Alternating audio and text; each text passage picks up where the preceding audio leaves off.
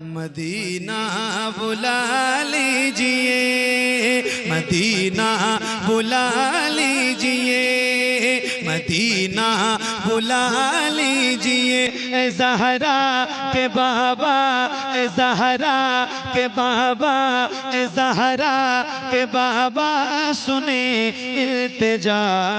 Medina बुला लीजिए, Medina बुला लीजिए, मदीना बुला लीजिए। ए ज़हरा के बाबा सुने इल्तिजा, मदीना बुला लीजिए, मदीना बुला लीजिए।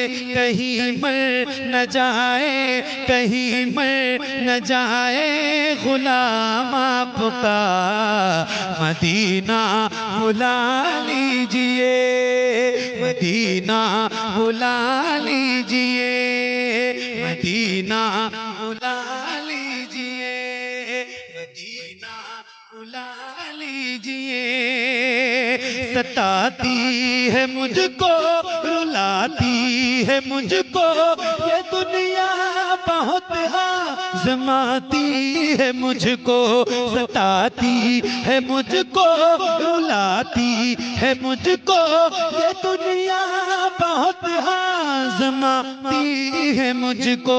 हूँ दुनिया की बातों, हूँ दुनिया की बातों से टूटा हुआ, मदीना बुला लीजिए, मदीना बुला लीजिए। मिलके ए ज़हरा के बाबा सुने इल्तिजा, मदीना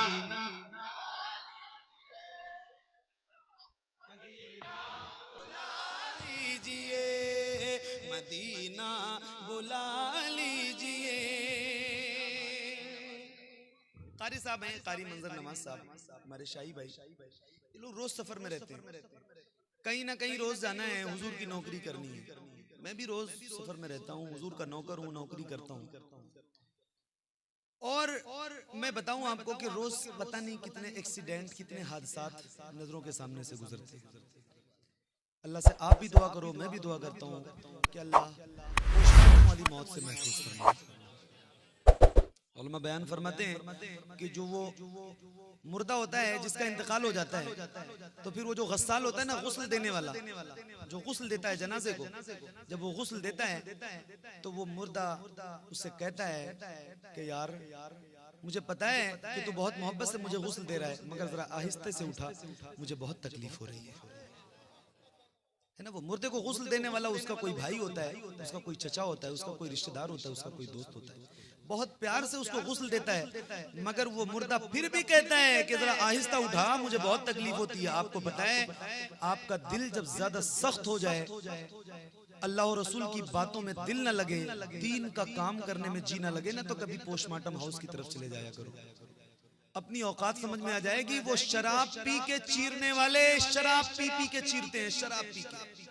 फिर आप बताएं मुझे कि वो मुर्दा उनसे क्या कहता होगा, उसको कितनी तकलीफ होती होगी, किस कदर उसके ऊपर जुल्म किया जाता होगा।